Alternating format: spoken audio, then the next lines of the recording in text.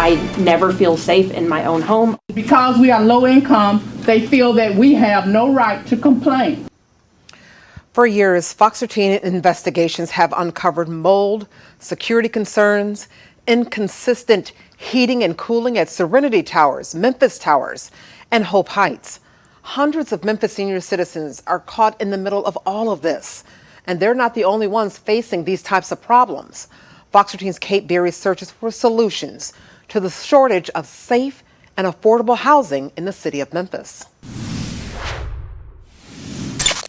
I'm sick and tired of being sick and tired, sick and tired. Why in the world do we not matter? We not matter.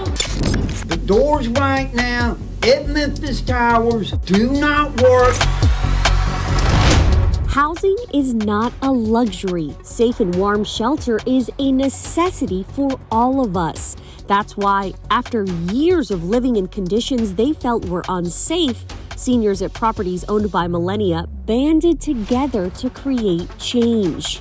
Millennia Housing is a massive corporation which owns more than 280 apartments in half of all of the states in the country. The corporation collects the rent of more than 86,000 tenants, but there have been numerous complaints of health and safety problems. So many that the federal government suddenly and unexpectedly suspended all future contracts for Millennia Housing in December. Right now, an oversight board in Memphis is considering ending tax breaks over safety issues at Millennia's Memphis Towers property. One investor group wants Millennia to sell. Outraged by some of the things I heard.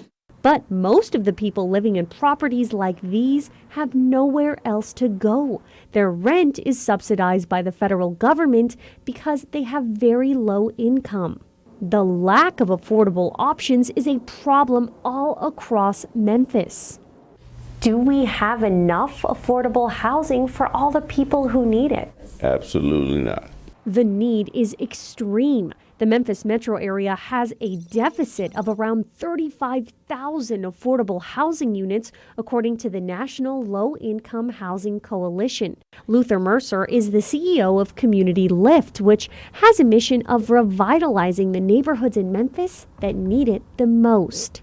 Because we're human beings, and in a civilized society, we all deserve to have the best quality of life, especially within one of the wealthiest nations in the world.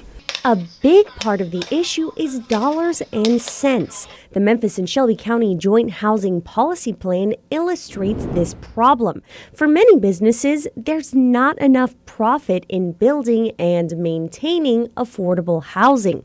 To make up that gap and attract builders, there is a system of government incentives, including property tax breaks, low-interest government bonds, and rent subsidies, but it has not been enough. What are the greatest challenges of our market when it comes to affordable housing? I think the way that housing is provided and valued is a problem. At the Community Redevelopment Agency, Andrew Murray works to repair homes in blighted neighborhoods and help families build generational wealth. And that's what I think Memphis needs, is more generational wealth that gets passed down and is spread out across the community, because we just have really high levels of poverty. Building safe housing is expensive. Construction just started on a new apartment complex for seniors at the site of the old Dixie homes in the medical district. Edgeview at Legends Park will contain 99 units with a price tag of $25 million. That's a cost of more than $250,000 per unit. The Community Redevelopment Agency is among several agencies offering millions in subsidies to make it financially possible. A lot of folks are living in conditions that are not acceptable. Mercer says more is needed to encourage construction of affordable housing. What incentives can we put out to developers? What incentive can we put out to people who own large portions of our real estate markets, etc., in order to support them to be able to lower costs so that people can have access. We're really going to have a federal, state, and even private sector to contribute to an overall answer.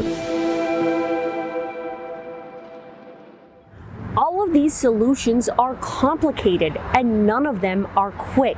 For those who still live in millennia properties, their best hope is that the recent action from the federal government will prompt millennia to repair their buildings in the short term, but in the long term, they want access to quality and affordable housing where they are viewed as people, not profit.